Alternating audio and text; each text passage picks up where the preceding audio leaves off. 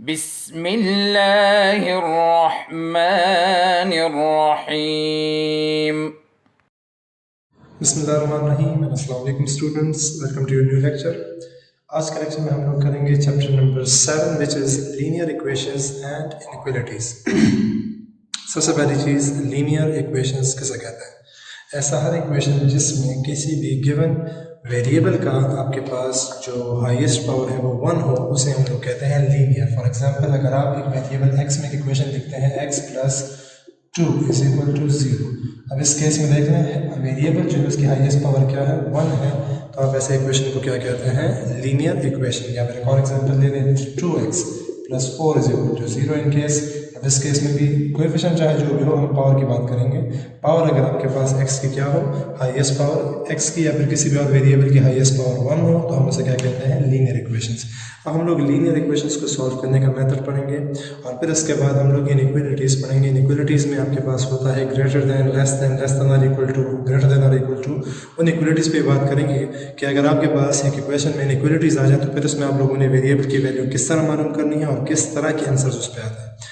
Extra इसमें और बात हम लोग नंबर लाइन्स पर भी करेंगे। नंबर लाइन और तो आप लोगों ने ऑलरेडी पढ़े हुए हैं, जो पिछले प्रीवियस क्लास में, और बल्कि स्मॉल क्लास में, छोटे क्लास में जो थे आप लोग जो नंबर लाइन है वो पढ़ चुके हैं। नंबर लाइन हम लोग यहाँ पर सिर्फ इनइक्वालिटीज़ के टाइम पे यूज़ करेंगे, उसमें आपको शो करने के लिए कि इनइक्वालिटीज़ का असर क्या होता है नंबर लाइन पे, और नंबर लाइन में आप लोग के पास आंसर किस तरफ आते हैं। तो हम लोग जब वो एक्सरसाइज जब करेंगे इंशाल्लाह तब वो क्लियर कर लेंगे। फिलहाल स्टार्ट करते हैं एक्सरसाइज नंबर 7.1, जो आपके पास लीनियर इक्वेशंस के बारे में है और इंतहाई आसान टॉपिक भी है। देखने चले इसको, स्टार्ट करते हैं एक्सरसाइज नंबर 7.1, जिसमें हमारे पास पहला क्वेश्चन है, find solution set of the following equations and verify the answers. आपको चंद लीनियर इक्वेशंस दिए होंगे और उन इक्वेशंस को हम लोगों ने सबसे पहले उसका सॉल्यूशन फाइंड करना है, विच मीन्स आप लोगों ने इसके अंदर जो वेरिएबल है उसकी वैल्यू मालूम करनी है और उसके बाद इसको वेरीफाई भी करना है। वेरिफिकेशन काफ़ी आसान प्रोसेस है, वो हम लोग आसानी से कर लेंगे। स्टार्ट करते हैं फ्रॉम सॉल्यूशन। आपके पास ये इक्वेशन है। इक्वेशंस के जो मेन रूल्स हैं वो होपफुली आप लोग को याद भी होंगे। अगर याद नहीं हो, यहाँ पर हम लोग रिवाइज भी कर लेंगे। फर्स्ट थिंग, अगर आप लोग किसी नंबर को वहाँ पर शिफ्ट करना हो तो आप लोग नंबर के साइन को देखते हैं, कौन सी साइन है। यहाँ पर अगर प्लस साइन होता है तो हम लोग क्या करते हैं, -8 को दोनों साइड्स पे माइनस कर देते हैं। अगर यहाँ -8 है तो 8 को हम दोनों साइड पर प्लस कर लेते हैं। अगर मल्टीप्लिकेशन है तो हम लोग दोनों साइड पे 8 को डिवाइड कर लेते हैं, और अगर 8 डिवाइड हो रहा हो तो दोनों साइड पे 8 को मल्टीप्लाई कर लेते हैं। वो बेसिक रूल्स है। आप क्या लिखेंगे, सब्ट्रैक्टिंग -8 या सब्ट्रैक्टिंग 8 ऑन बोथ साइड्स। तो ये लिख लें, सब्ट्रैक्टिंग 8 ऑन बोथ साइड। जब इससे होता क्या है, इससे आपके पास -8 इस साइड पे भी आ जाता है और -8 आपके पास इस साइड पे भी आ जाता है। यहाँ से आपके पास 8 कैंसिल, यहाँ पर रह जाएगा 5x और इधर 23 - 8 से आपके पास आ जाएगा 15। ठीक है जी। अब हमें x की वैल्यू चाहिए, हम लोग 5 को उधर शिफ्ट कर लेंगे। 5 वहाँ से डिवीजन में चला जाएगा, इधर से इधर डिवीजन में चला जाएगा और आपके पास x की वैल्यू आ जाएगी विच इज़ 3। अब जब आंसर आ जाएगा हम लोगों ने इसको वेरीफाई भी करना। वेरिफिकेशन बहुत ही आसान है। वेरिफिकेशन सिंपल सी वेरिफिकेशन होगी, जो भी आपके पास x की वैल्यू आ जाएगी, इस x की वैल्यू उसको मेन इक्वेशन में, इसको चले नाम भी दे दें इक्वेशन 1, या चले इसको ये नाम दे दें क्योंकि ऑलरेडी 1 हमने सवाल का नाम दिया हुआ है। वेरिफिकेशन में इक्वेशन ए को जो हम क्या कर लेंगे, उसमें x की वैल्यू पुट कर लेंगे और आपके पास आंसर आ जाएगा। a implies 5 × x है, 5x की जगह हम क्या लिखेंगे, 3 और फिर +8 = 23। 5 3 = 15, 15 + 8 = 23, which implies 23 = 23। आपके पास वेरिफिकेशन भी कंप्लीट हो गई। तो आप लोगों ने जो आंसर फाइंड किया तो बिल्कुल करेक्ट था और यही इस पहले क्वेश्चन का आंसर हो गया। सेकेंड पार्ट को देख लें, 3/5x - 2/3 = 2। अब यहाँ पर मैं सोल्यूशन थोड़ा सा डायरेक्ट कर देता हूँ। 2/3 यहाँ माइनस उधर क्या हो जाएगा, प्लस। ठीक है जी। आप लोगों ने फिर यहाँ स्टेप ये लिखना होगा कि एडिंग 2/3 ऑन बोथ साइड्स। तो एक साइड से कैंसिल हो जाएगा और एक साइड पे ऐड हो जाएगा। अब यहाँ पर चूंकि आपके पास एक फ्रैक्शन है, तो फ्रैक्शन को किसी भी नंबर के साथ अगर हमने प्लस करना है तो हम क्या करते हैं, एलसीएम लेते हैं। नीचे आपके पास 1 मौजूद है, 3 1 का एलसीएम 3, 1 के टेबल में 3 3 टाइम्स, 3 2s are 6, 3 के टेबल में 3 1 टाइम, 1 2s are 2। यहाँ आ जाएगा 3/5x = 8/3। यहाँ पर कैंसिलेशन तो हो नहीं सकती, तो हम लोग इसको इस तरह कंटिन्यू करते हैं। 5 को देख लीजिए, 5 यहाँ पे डिवाइड हो रहा है, डिवीजन ऊपर चला जाएगी, मल्टीप्लिकेशन में 8 के साथ आपके पास आ जाएगा 3x is equal to 8 multiply by 5 divided by 3, और 3 यहाँ पर आपके पास मल्टीप्लाई होगा तो उधर चला जाएगा, डिवीजन में आपके पास इस फॉर्म में इक्वेशन आ जाएगा 8 5 are 40 एंड 3 इधर आ जाएगा नीचे 3 के साथ, 3 3 are 9, 40 डिवाइडेड बाय 9। अब ये और हल दो, यहाँ पर कटिंग जो है वो आपके पास नहीं हो सकती, ना ही आप लोग सिंप्लीफाई कर सकते, किसी भी टेबल में दोनों कटते नहीं हैं। अब कटिंग नहीं होती, डायरेक्ट वेरिफिकेशन स्टार्ट करते हैं। अब इस केस में वेरिफिकेशन क्या होगी, इक्वेशन इसको ए नाम दे दें, इक्वेशन ए को अप्लाई कर लें, ए में वैल्यू पुट करेंगे, हमारे पास आएगा 3 by 5 multiply by 40 divided by 9, और यहाँ पर आ जाएगा 2 by 3 is equal to 2, 3 1s are 3, 3 3s are 9, 5 1s are 5 and 5 8s are 40, ठीक है। 1 8s are 8, 1 3s are 3 and 2 by 3 is equal to 2। यहाँ से आपके पास सेम है नंबर है, डिनोमिनेटर आपके पास सेम है, डिनोमिनेटर सेम हो, एलसीएम भी सेम होगा, और आपके पास ऊपर नंबर जो होंगे वो डायरेक्टली माइनस हो जाएंगे। 8 माइनस 2 इज इक्वल टू 6, और 6 को जब आप 3 से डिवाइड करेंगे क्या आ जाएगा, 2 is equal to 2 and your verification is complete. ठीक है जी, ये हो जाता है आपके पास क्वेश्चन नंबर पार्ट 2 का जो है वो आंसर। एक पार्ट और भी चले कर लेना है, आसान क्वेश्चन है। पार्ट नंबर 5 को देखने चले। पार्ट नंबर 5 में आपके पास जो x है वो डिवीजन में, हम लोग इसको सबसे पहले यहाँ फ्रैक्शन से ख़त्म कर लेते हैं। क्रॉस मल्टीप्लिकेशन का वर्ड आप लोगों ने सुना होगा। क्रॉस मल्टीप्लिकेशन में क्या होगा, 9x के साथ एंड 7x प्लस 13 2 के साथ मल्टीप्लाई होगा, तो 9 आपके पास आ जाएगा 1 के पास, और 2 के साथ आ जाएगा 7x प्लस 13, ठीक है। 9 1s are 9, 2 7s are 14x and 2 13s are 26, ठीक है जी। इक्वेशन है ये, इक्वेशन को आप इस फॉर्म में लिखें या फिर इस साइड को पहले लिख लें और इसको बाद में लिखने कोई फ़र्क नहीं पड़ता, 9 इधर हो 9 उधर हो कोई फ़र्क नहीं पड़ता, ठीक है। अब 26 यहाँ पे प्लस उस साइड पे क्या हो जाएगा, हमारे पास माइनस हो जाएगा, 9 माइनस 26 हमारे पास आ जाएगा। अब क्या करना है, 9 से 26 माइनस करना, ऑलरेडी नेगेटिव नंबर आपके पास आएगा। 9 से 26 माइनस कर दें, हमारे पास क्या आ जाता है 15 आई थिंक आता है, कन्फर्म 16 आ जाएगा, ठीक है, माइनस 16। अब माइनस 17 इनफैक्ट, ठीक है जी, माइनस 17 आ जाएगा। अब 9 माइनस 26 से 17 आ जाएगा। अब हमें क्या करना है, 14 को भी तो शिफ्ट करना है, उसके बाद वेरिफिकेशन स्टार्ट कर देंगे। 14 यहाँ पे मल्टीप्लाई है, उधर क्या हो जाएगा, डिवाइड हो जाएगा। You get the value of x is minus 17 divided by 14, ठीक है। ये आपके पास सोल्यूशन सेट या फिर x की जो वैल्यू है फाइंड हो गया। सोल्यूशन सेट ये होता है x की वैल्यू को हम लोग फाइंड कर लेते हैं। अब x की वैल्यू फाइंड हो गई, हमने अब नेक्स्ट चीज़ क्या करनी है, नेक्स्ट चीज़ हम लोगों ने इसकी वेरिफिकेशन करनी है। वेरिफिकेशन को देख लें। वेरिफिकेशन के केस में वैल्यू पुट कर लें।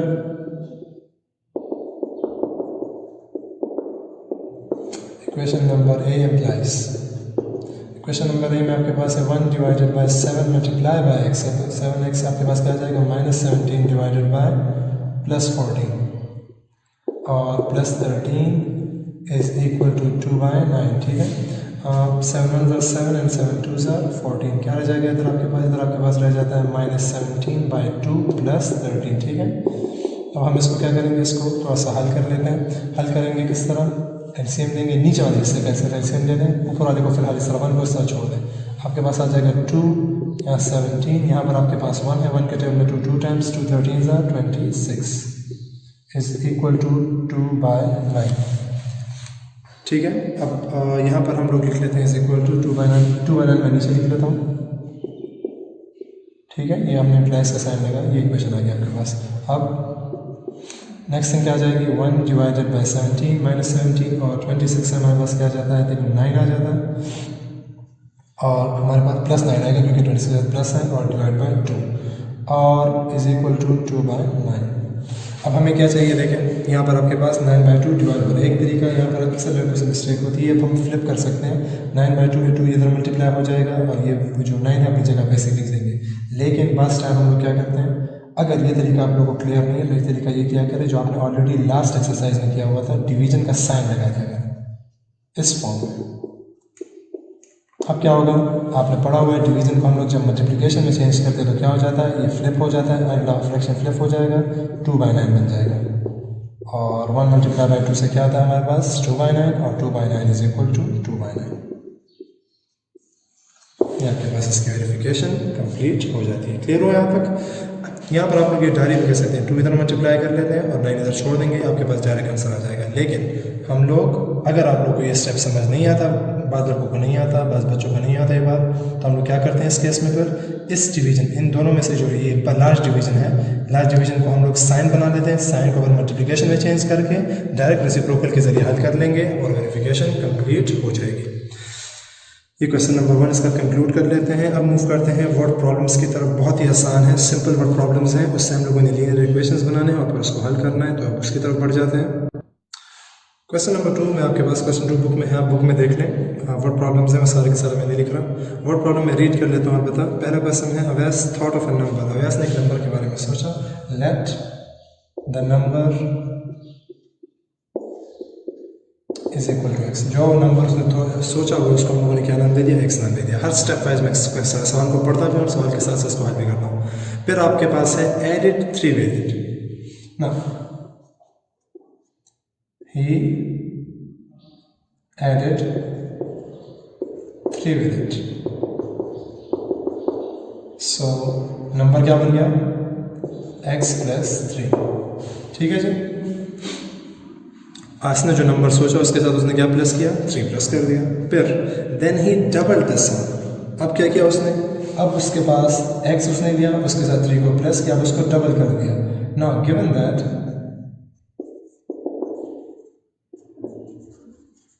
ही डबल द सम, जो भी आंसर आपके पास है उसको उसने क्या कर दिया, डबल कर दिया। 2 उसके साथ मल्टीप्लाई कर दिया। अच्छा, 2 मल्टीप्लाई करने से बाद क्या होगा, 2 उसने उसके साथ क्या कर दिया, मल्टीप्लाई कर दिया। अब then he double the sum के आगे लास्ट लिखा हुआ है, then he double the sum he got 40। जब उसने इस सम को डबल किया तो उसका आंसर क्या आता है हमारे पास, 40 आता है। हम लोगों ने x को फाइंड करना है। इक्वेशन बन गया, इक्वेशन को हल कर लेते हैं। दोबारा देख लें, वो नंबर हमने लिया x के साथ 3 को प्लस किया और उन्होंने कहा जब आप x के साथ 3 को प्लस कर लेते हैं, जो भी आंसर आया उसको जब आप डबल कर लेंगे आंसर 40 आएगा। हम लोगों ने ये बात यूज़ करनी है x की वैल्यू को फाइंड करने के लिए। इस इक्वेशन को सॉल्व कर लें। लीनियर इक्वेशन है 2x are 2x, 2 3 are 6 is equal to 40। 6 यहाँ प्लस, उस साइड पे माइनस, हम लिखेंगे 40 minus 6 and you get 2x is equal to 40 minus 6 से क्या आ जाएगा 34 and x is equal to 34 divided by 2 और x की वैल्यू क्या आ गई 70। So the number was, number नाम क्या है इस बंदे का, नाम भूल गए हम लोग, अवैस। सो the number Awais thought of was 70।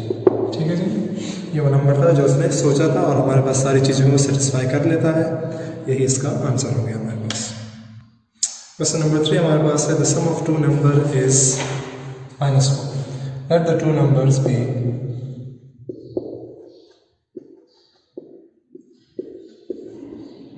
x and y। हमने 2 नंबर ले लिए, एक को x नाम दे दिया और एक को y नाम दे दिया। ठीक है, अब क्या क्या है, गिवन दैट कंडीशन ये दी हुई है कि जब इन दोनों नंबर्स को आप प्लस करते हैं, the sum of the 2 numbers is -4 and their difference is 6।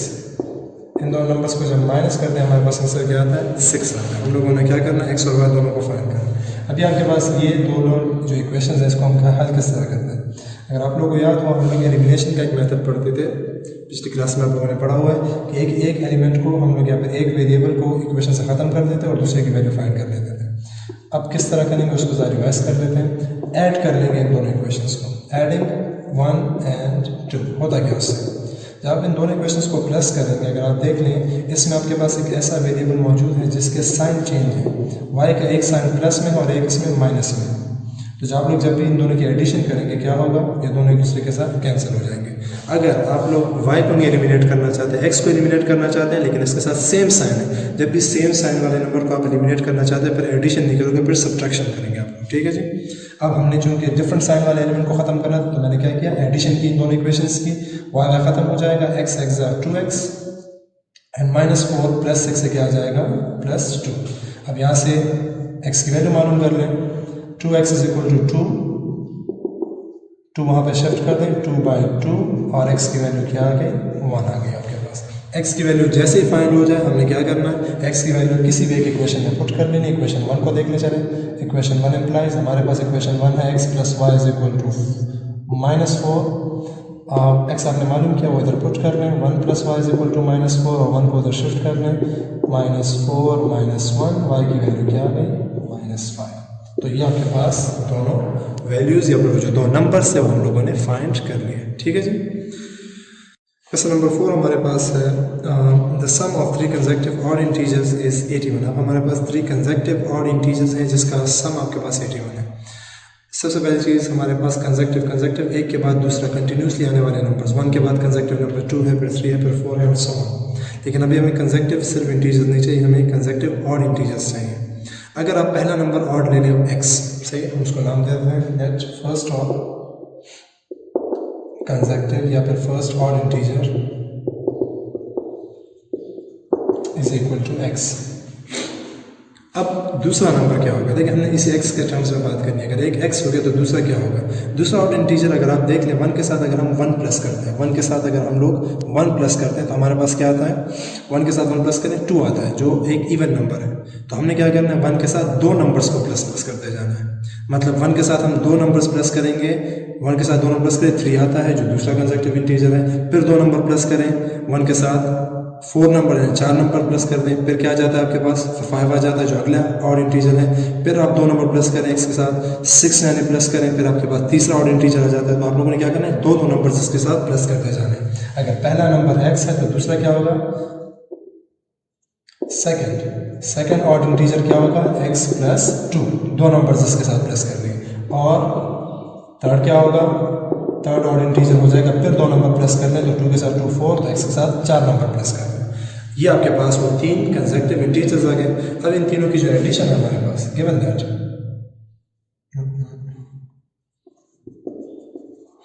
Condition ये दिया हुआ है कि इन तीनों इंटीजर्स की जो एडिशन है x + 2 प्लस कर रहे हैं यहाँ पर x + 4 वो किसके इक्वल है, 81 के इक्वल है। ये हमें बता रहे हैं कि हमारे पास जो तीनों कंसेक्टिव इंटीजर इनकी एडिशन 81 के इक्वल है।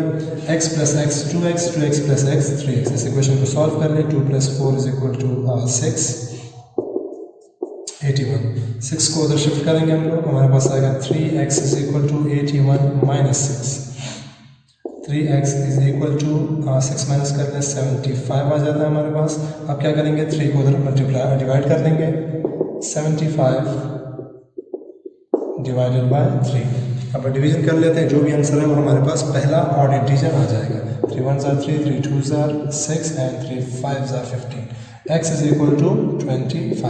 ये आपके पास पहला ऑड इंटीजर आ गया। So the first odd integer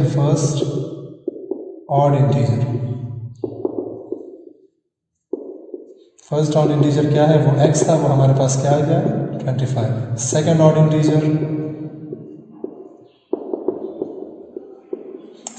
integer हमारे पास था x + 2, वो आ जाएगा 25 + 2, वो क्या आ जाएगा 27। और फिर हमारे पास आता है लास्ट वन, थर्ड इंटीजर कौन सा है,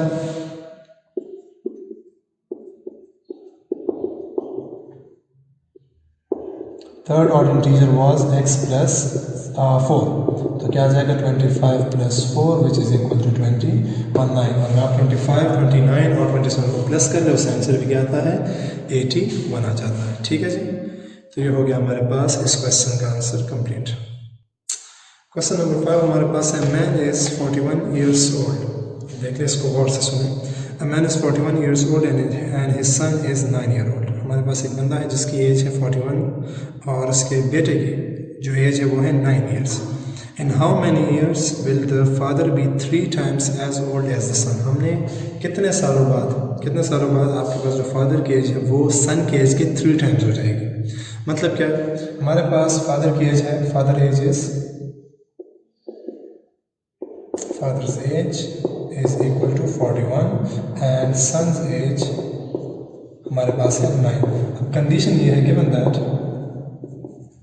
कि कुछ साल बाद हमारे पास इधर कोई साल ऐड हो रहे हैं, जो कुछ साल है उसको हम लोग नाम दे देते हैं x। कुछ साल बाद जितने साल इसकी एज के साथ ऐड होंगे उतने साल इसकी एज के साथ भी ऐड हो जाएंगे।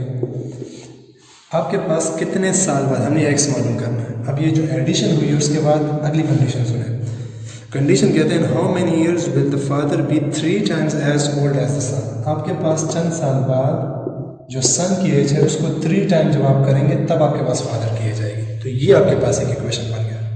दोबारा देखें, फादर एज 41, सन्स एज 9। हमारे पास ये कि चंद साल बाद हमने उन सालों की तादाद को क्या नाम दे दिया, एक्स नाम दे दिया। चंद साल बाद आपके पास जो बेटे की उम्र है उसके 3 टाइम्स फादर की एज इक्वल होगी। ठीक है जी, यानी सन की एज के साथ अगर मैं 3 मल्टीप्लाई करूँगा मेरे पास क्या आ जाएगी, फादर की एज आएगी, लेकिन ये कुछ साल बाद, और कुछ सालों का हमने क्या नाम दे दिया, एक्स नाम दे दिया। ये इक्वेशन आपके पास बन गया। इस इक्वेशन को सॉल्व कर लेते हैं। 41 प्लस एक्स 3 9 27, 3 एक्स 3 एक्स, 27 इधर शिफ्ट कर लें और इस एक्स को उधर शिफ्ट कर लें। 41 27 यहाँ प्लस है, इधर माइनस हो जाएगा, एक्स यहाँ प्लस है, उधर माइनस हो जाएगा। ठीक है, 3x माइनस एक्स, देखें ये पहले लिखो या ये पहले लिखो, कोई पाबंदी नहीं है। ठीक है, मैं ये वाला एक्स वाला पहले लिखता ताकि आंसर डायरेक्ट आ जाए। 3x माइनस एक्स 2x और 41 minus 27 you get 14 and x is equal to 14 divided by 2, x is equal to 7 आपके पास है। 7 सालों बाद ये मैं वेरीफाई भी कर लो, तो वेरिफिकेशन अलबत्ता आपके पास आंसर का हिस्सा नहीं है, लेकिन वेरिफिकेशन थोड़ी सी देख लें। ये आंसर आ गया, बस यहाँ पर ख़त्म हो जाता है। अब वेरिफिकेशन देख लें, हमारे पास ये कंडीशन थी 7 साल बाद 41 के साथ 7 प्लस कर दें और 3 टाइम्स 9 के साथ भी 7 प्लस कर दें। 41 plus 7 is equal to 48, 3 multiply by 9 plus 7 क्या जाएगा हमारे पास 16, और देख लें 3 16 और 48 आता है। तो आपके पास 7 साल बाद जो फादर की एज है वो सन की एज के 3 टाइम्स के बराबर हो गई। तो यही आपका आंसर कंप्लीट हो जाता है। ठीक है, अलबत्ता इसकी ज़रूरत है नहीं, इसको यहाँ से मिटा दें। वही आपके पास जो ऊपर क्वेश्चन है ये इसका आंसर हो गया। मूव करते हैं लास्ट क्वेश्चन की तरफ। लास्ट क्वेश्चन है breadth of a room is 1/4 of its length. हमारे पास लेंथ और ब्रेड्थ का क्वेश्चन है। Let length of room is equal to x. हमने लेंथ को ले लिया एक्स। ठीक है जी, अब क्या लगा रहे हैं, breadth of the room is 1/4 of the length. हमारे पास जो लेंथ है उसका 4th टाइम, उसका 1/4, वो क्या आपके पास विड्थ है। देन विड्थ क्या हो जाएगा, विड्थ आपके पास लेंथ का जो है वो 4th हिस्सा, मतलब x/4। ठीक है जी, ये आपके पास क्या है, विड्थ है। अब पेरीमीटर आपको दिया हुआ है। पेरीमीटर का अगर फॉर्मूला आपको याद हो, गिवन दैट पेरीमीटर अगर आपको याद हो तो ठीक है, याद नहीं तो फॉर्मूला देख लो दोबारा। किसी भी रेक्टेंगुलर शेप का हमारे पास जो पेरीमीटर होता है 2 multiply by length plus breadth is equal to perimeter. ये फॉर्मूला आपके पास। पेरीमीटर आपको दिया हुआ है 20, लेंथ आपने दिया हुआ है x और ब्रेड्थ आपने दिया हुआ है x/4। इस क्वेश्चन को सॉल्व कर लें, जो आंसर है वो हमारे पास रिक्वायर्ड लेंथ और ब्रेड्थ हो जाएंगे। फिर 2x are 2x and 2 multiply bye x/4, तो 4 और 2 को कैंसिल कर दें, यहाँ पर सिर्फ x/2 रह जाएगा। Clear, 2 multiply bye 4, 2 1s are 2 into 2s are 4, सिर्फ x/2 रह जाएगा। आप इसको सॉल्व कर लेते हैं। यहाँ पर इस साइड पे एलसीएम ले लेते हैं 2 का और 1 का। ऊपर आ जाएगा आपके पास 2x और यहाँ पर आ जाएगा सिर्फ x और इधर आ जाएगा 20। नेक्स्ट 2x प्लस x हमारे पास क्या आ जाएगा 3x divided by 2 is equal to 20। Next अच्छा सॉरी, यहाँ पर मिस्टेक, एलसीएम में देख लें 1 है यहाँ पर, तो 1 के टाइम में 2 टाइम्स 2 मल्टीप्लाई बाय 2x हमारे पास 4x आ जाएगा। ठीक है, 4x plus x 5x। Okay, now 2 यहाँ पे आपके पास मल्टीप्लाई डिवाइड हो रहा उधर हो जाएगा मल्टीप्लाई, 2 20s are 40, और जब हम इसको डिवाइड करेंगे 5 को उधर 40 पे तो क्या आ जाएगा, सॉरी 40 को 5 पे डिवाइड करेंगे हमारे पास x आ जाएगा। अब x क्या चीज़ लिया था आपने, लेंथ, तो लेंथ आपके पास आ जाएगा 8 एंड विड्थ आपने क्या लिया था, विड्थ हमने लिया था x/4 which is 8/4 which is equal to 2। तो ये आपके पास लेंथ और विड्थ फाइंड हो गई। अगर आप इसको पैरामीटर के फॉर्मूले में पुट कर लेते तो आपके पास वेरिफिकेशन भी एक तरीके से हो जाती है।